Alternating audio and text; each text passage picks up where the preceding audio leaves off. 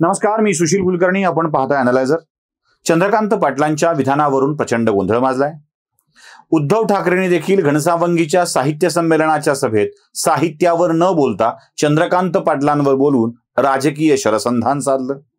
जो तो चंद्रकांत पाटलांना, त्यांच्या संस्थेला म्हणजे संघाला, अभाविपला भिकारी म्हणू लागला.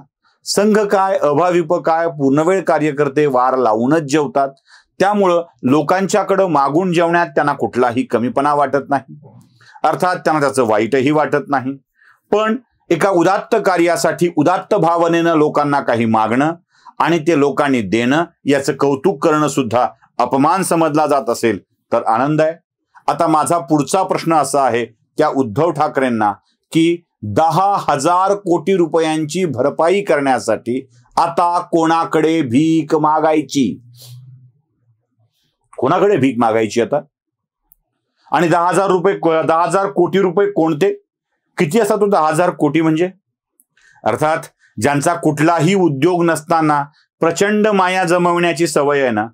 म्हणजे तुम्हाला एक गंमत सांगतो की आपल्याकडं इन्कम सोर्स त्याचा कळत नाही. एक 2-3 धंदे आहेत असे ज्याचा इन्कम सोर्स कळत नसतो. एक म्हणजे भिक्षुकी करणारे ब्राह्मण. कारण कोण किती देणगी देऊन जात आहे माहीत नसतं. देणगी नाही, त्याला दक्षिणा म्हणू आपण.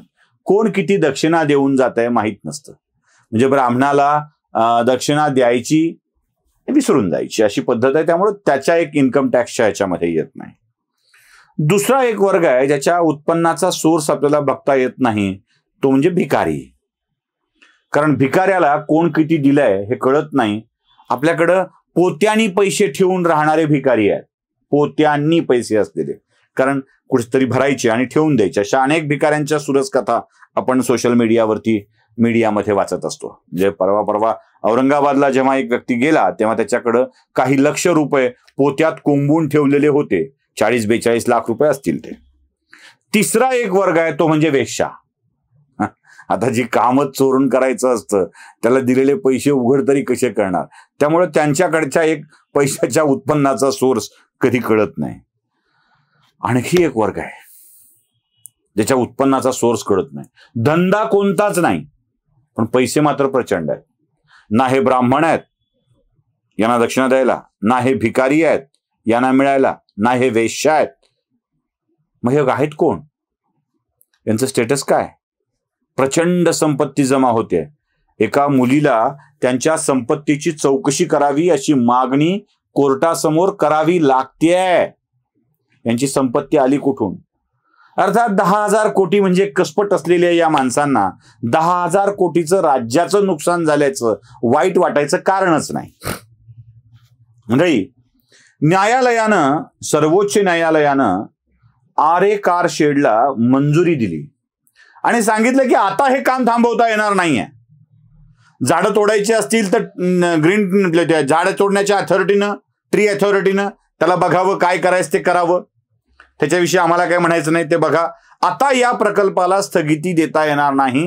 आता मेट्रोचं कार शेड आरेच्या मध्येच होईल. म्हणजे त्याला आधी ते जंगल नाही असं सांगून झालंय. आता यापुढे झाडं कापावी लागणार नाही तसं सांगून झालंय. कापलेल्या झाडांमुळे एवढं नुकसान होणार नाही आहे की जेवढा गवगवा केला जातोय ते सांगून झालंय. म्हणजे मुळात जी आरेची जागा आहे, सरकारी जागा आहे, त्याला जंगल घोषित करण्याचा वेडेपणा लोक करतात कसा, हाच मला प्रश्न होता. बरं, कांजूरमार्गला झाल्यानं फार लवकर प्रोजेक्ट होणार आहे असं नाही आहे. त्याला उशीर लागणार आहे. 56 तर परवानग्या लागणार आहेत. ती जागा वादातली आहे, ती केंद्र सरकारची आहे, ती काही खाजगी मालकांनी दावा सांगितलाय, त्यातही ते काम अवघड होणार आहे. जाऊ दे, यावर खूप बोलून झालंय, मी फार बोलत नाही. पण उद्धव ठाकरेंनी कट्यार काळजात घुसवू नका म्हणून जी विनंती केली होती सरकार बदलल्यावरती की कांजूरमार्गलाच करा, आरेला नका करू, या भानगडीत 10,000 कोटी रुपयांनी या प्रकल्पाची कॉस्ट वाढली आहे. कोण जबाबदार? बरं, तुम्ही जेव्हा आरेचं कांजूरमार्गला नेलं तेव्हा तरी या प्रकल्पाचं काम वेगानं पूर्ण होईल का यासाठी काही बघितलं नाही. अरे, एक प्रकल्प करायला जपानी कंपनीच्या समोर आम्हाला भिकाऱ्यासारखं हात पसरून जावं लागलं, म्हणावं लागलं की आम्ही आमच्या मुंबईच्या ह्याच्यामध्ये मोठी वाढ करतो आहोत, 4 रुपये देता का आम्हाला, तुमचे टेक्नॉलॉजी घेऊ, असं म्हणावं लागलं. त्यांनी उदार अंतःकरणाने आपल्याला अत्यंत कमी दराने कर्ज दिलं. त्या कर्जाच्या आधारावरच मुंबईमधल्या मेट्रोचे प्रकल्प पूर्ण होत आहेत. आता तुमची एवढी लफडी बघून त्या कंपनीनं भारतातल्या कोणत्याही अशा स्वरूपाच्या मोठ्या प्रकल्पात पैसे गुंतवायचे नाहीत असा निर्णय घेतला तर काय होईल? म्हणजे रेल्वे माफ करा, सिग्नलवर थांबल्यावर एखाद्या गरीब माणसाला 4 रुपये द्यावेत म्हणून असं बंडल काढून मोजावून एखादी नोट काढून द्यावी असा विचार केला तर खिडकाचातून हात घालून आत लोकांनी त्याचं बंडल हिसकवावं आणि मग त्याला धडा मिळावा की अरे बापरे असं नको करायला, अशी वेळ त्या आपण कंपनीवर आणून ठेवली आहे. अहो, या प्रकल्पामुळं जे नुकसान होणार आहे ते भरून निघणार आहे. माहिती आहे तुम्हाला, मुंबईमधल्या 3 लाईनवरती लोकल रेल्वे चालतात. एक आहे लाईन म्हणजे पश्चिम रेल्वे, दुसरी मध्य रेल्वे आणि अजून एक सिंगल लाईन चालते हार्बर लाईन, जी अशी सीएसटी कडून वाशीकडे निघून जाते, वाशी पनवेलकडे निघून जाते. ती हार्बर लाईन, बंदरातून जाणारी, समुद्राच्या काठावरून जाणारी ती लाईन. या सगळ्या लाईनवर गर्दीचा परिणाम म्हणून इतकी माणसं मरतात. गर्दी आहे म्हणून फेऱ्या वाढवल्यात म्हणून रूळ कधीही मोकळे राहत नाहीत. एखादा माणूस रूळ ओलांडण्याचा प्रयत्न करतो, मरतो. एखादा माणूस रेल्वेत चढण्याचा प्रयत्न करतो, मरतो.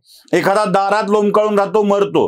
रोज 10-12 माणसांचा जीव या ना त्या कारणानं मुंबईमध्ये जातोय. ही अधिकृत आकडेवारी तुम्हाला मी सांगतो. या लोकांचा गेलेला जीव हा वाचणार आहे कारण गर्दीचं नियमन होणार आहे. इकडून तिकडे जायला, मुंबईत अन्य ठिकाणी फिरायला ही मेट्रो उपयोगाची होणार आहे. बरं, तुमच्या लोकल सारखीच ही रेल्वे सुद्धा म्हणजे ही मेट्रो सुद्धा लाईटवर चालणार आहे, त्यामुळे पर्यावरणाची हानी कमी आहे. मेट्रो चालते म्हणून लोक वाहन काढणार नाहीत, आपल्या वाहनाने जाणार नाहीत, ही पर्यावरणाची हमी थांबणार आहे.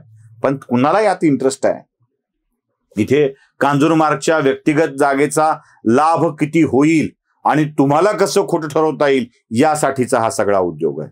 आता माझा प्रश्न एवढाच आहे की या 10,000 कोटी रुपयांनी जी प्रकल्पाची किंमत वाढली आहे त्याची भरपाई आता कोणाकडे भीक मागून करायची हे आदित्य ठाकरेंनी जरा स्पष्टपणे सांगावं, किंवा आपल्या न दिसणाऱ्या इनव्हिजिबल उद्योगातून तुम्ही हे पैसे देणार आहात का हे देखील आदित्य ठाकरेंनी स्पष्ट करण्याची वेळ जवळ आलेली आहे. नमस्कार.